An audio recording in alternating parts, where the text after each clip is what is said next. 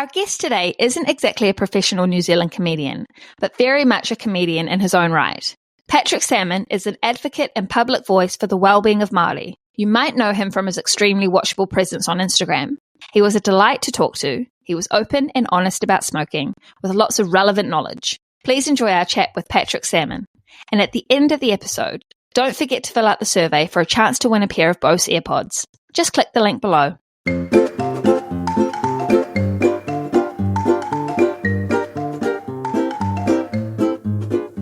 Hi, Patrick. Thanks so much for coming on our podcast. How are you today? I'm good. Great to have and great to be here. Kia ora. We are here to talk about your quitting smoking journey. Always happy to share. I think when it comes to sharing any sort of journey, it's a real privilege and honour to hear people's testimonies. And I think that what you guys are doing is absolutely fantastic. And I'm sure everyone will be running towards wanting to know more and hear more because I think it's great. Cool. Yeah, us too. Yeah, cool, man. So we have been actually talking to a lot of comedians. Do you consider yourself a comedian?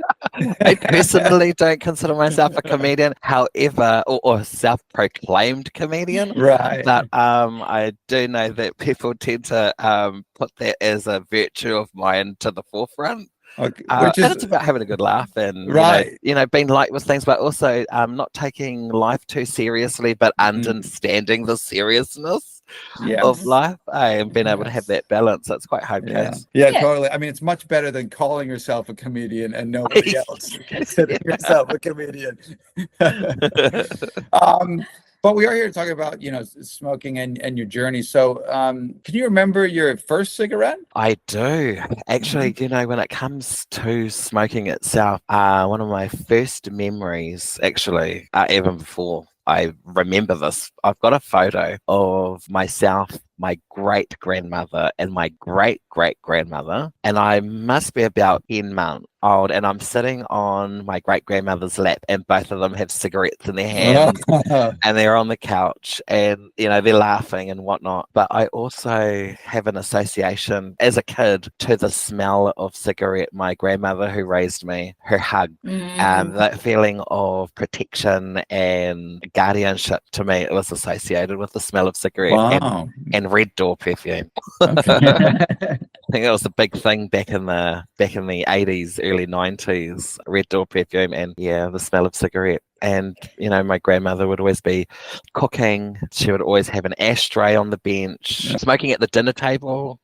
Even smoking inside, and she also used to use the ashtray in the car. Wow. Right. Yeah. So we're going way back then where it wasn't frowned upon. It was a very normal thing. So normal, in fact, that majority of car companies actually built ashtrays into and car lighters for that very thing back in the day. Yeah. And you don't see that now. No, you don't see that now. Yeah, and you used to see it on planes sometimes too. And it's just like, okay. So that's so interesting. So like smoking, that smell of smoke is quite a comforting. Yeah, it smell definitely was. And even now. So when I actually started my own smoking journey or being introduced to it or doing it myself, I was around 11. I might have even been younger when I had my first ever puff. And being at the marae, they used to have the big fruit salad tins, and they would have them at the back of the marae and sometimes even in the front. And they were used as the ashtrays. And our kaimata, usually our queer, would be puffing away, and then they would just throw it into the tin, and we would wait for them to walk away, and we would run and grab it out of the tin. I was one of those, one of the cool cousins. Would go run down into the flax bushes and have a good old puff down there, and quite tragic, really. Now that I'm saying it out loud, but at the time it was replicating what we were seeing. And the type of culture of the smoking culture that existed of that time, very different to these days. You have to have quite a good wage or salary to smoke now.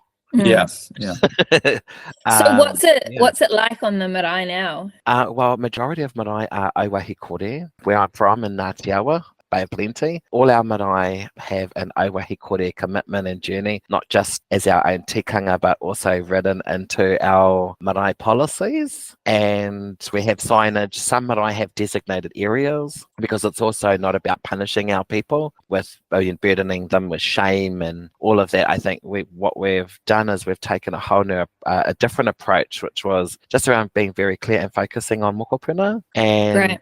yeah, and I mean, there are still people who smoke, but it is nowhere near as prevalent as it was even when I was a kid growing up. And yeah, so there's designated areas or they just don't have it at all. So what about vaping? Is that like also designated? It's in the same category. Oh, yeah. Yeah, as smoking. That's kind of cool because, there's sort of grey areas with vaping. So Oh, it's good yeah. that... Because, I mean, you can, vape in your bedroom. You can tell the difference if someone sparks up a cigarette in a bedroom. Yeah. So vaping, you can kind of get away with it a lot more, which then I suppose for the user makes it a bit more easier to do, or participate in than it would be to spark up a full-on cigarette. You still see vapors around more prominently than cigarette smokers. And I think the big push after all the research and study really is we understand what tobacco does. There is no great glorious story at the end of it. They all end up the same. So we know what that is. I suppose the vaping culture is a little bit different now because it doesn't stink. When did you realize that you were like a smoker? Like what did being like a smoker look like for you? I was really young, say 11, 12. Back then too, you could buy cigarettes from the dairy. What would happen as a kid to you is your parents or grandparents or aunties or uncles, whoever the adult was able to write a letter to the dairy owner. Wow. They would put money into the letter, and you'd go down, get milk and cigarettes, and they'd just put it all in the bag with the change. The good old days. Yeah. And we would write the letter. Oh, wow. We would write the letter, go down, and then it also becomes sort of a commodity at school as well, where students would sell cigarettes out the back of the hangi sheds, down in those flax bushes, down by the lagoon. Oh, God, that sounds a bit out the gate. Yeah.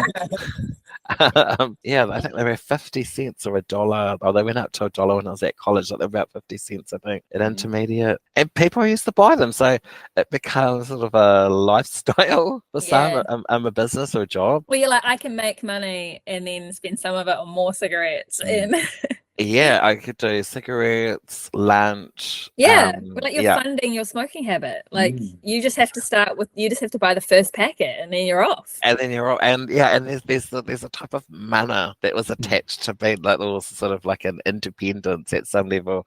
So there were lots of factors into why this smoking and becoming a full-time smoker, it becomes sort of second nature, and the craving for it, and being that young and craving for something, the feeling of, or the sensation of craving is crazy. It's a lot stronger than it was as an adult. So were your elders seeing you smoking, or were you doing this secretly? Right. Never. Hiding around the corner. You link up with your other friends who also aren't allowed to smoke. So then, you've got this little underground secretive smoking community that you rock with in your local, just on your street. You might be just going to play outside, and then really we've got a posse would go to and smoke cigarettes, get a head rush. Oh my God. And then because my own parents, they smoked cigarettes, they couldn't smell it on me. Right. Very different to having non-smoking parents, which was my grandfather was a non-smoker, and he would be able to smell that from a mile away. But then, thank goodness, at the time for Nan, who smoked everywhere in the house, so she kind of kept us safe. And I'll tell you this one story. This is crazy. I snuck a cigarette out of my Nan's packet one day, and she was watching her soaps, which used to be Young and the Restless, Bold and the Beautiful, and they used to run sequentially. So I'm like, oh, she's going to be tied up watching that. And So good. there used to be in the bathroom, in the toilet, a door handle from it being like opened so many times and slammed, the handle had made a hole in the wall because there was no door stopper. Oh, right. Yeah, Yeah, I got you. Yeah. So there used to be this hole in the wall. And I went into the toilet, I closed the door, and I lit the cigarette, and someone come and knocked on the door, and I threw the cigarette down the wall in that hole, and it caught on fire. Oh, no. But like later on, so I threw the cigarette down there, and then I was just like, hang on, like, they walk off, I quickly run out, I'm trying to like air the door out, waving the door furiously to get some air in there. And then I went and sat down in the lounge, and then I'm watching TV with her, and then one of my uncles comes in from the back saying, bathroom's on fire.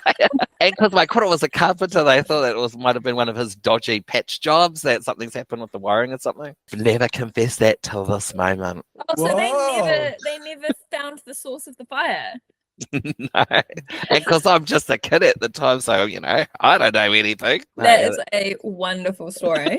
Thank you. Fantastic. So obviously you went on smoking into your 20s, is that right? And when did you get to the point when did you try to quit? Did you try to quit a few times? Oh, yeah. Quitting definitely wasn't in my thinking as a teen, but it wasn't until I got older, and it's always been an on and off thing. And I think anyone out there that is thinking about quitting or has attempted to quit and has gone back, that's okay. But the sensation of wanting to pick up a cigarette, that actually never goes away. Even in socializing, I am absolutely fine going and stand with the smokers, and I can smell it. So I think some people feel like this big fireworks display is supposed to go off when you're like, I'm smoke free now. You can become smoke free after butting up the cigarette. You become a non-smoke free when you're puffing on it. Right. And just for people to, I suppose, don't be so hard on yourself. We have like lots of stories, like where I'm from in Ngātiawa, we have an active volcano called Whakaari, or White Island, and she is known as one of our longest reigning smokers in the area. And she lives in isolation though, in the middle of the ocean. Not that great of a positive story about her. She's kind of a home wrecker, she's a smoker, she's like all these different things, but she's a great example of being able to use as a Māori, and using a te ao Māori mindset where we draw inspiration from our natural environment or from the taiao, and they give us and share like lessons about what to do and what not to do. Or actually, they don't tell you what to do. They kind of just say, okay, well, if you choose path A, this is what's going to happen. If you choose path B, this can happen. And so the choice is always left up to the people to take. Yeah, they can give you some insight or of a better pathway to move on. I have designed a program called Heru and Hapu Mama, which uses the heru, or our ancient healing combs, the combs that we wear in our hair, and it is focused on our maternal smokers. And it's about focusing on potential and drawing them from, this whole thing about don't smoke. No one likes to be told what to do. So it's about inspiring people to not see it in their future. I think a lot of the time they are always looking at, okay, so what can I replace this with? Because it is a friend. There is a connection there. Friend as in, it doesn't answer back. It makes them feel good. It's a relaxer. Even in languaging, like back home in Ngātiawa, we don't have what we call smoko break. That language is fully erased. It is whakata or a break. Smoko break, that language is fully gone. Because we found that there were lots of different things that we had to do to shift and change the culture that smoking had created in our community. And language was one of them.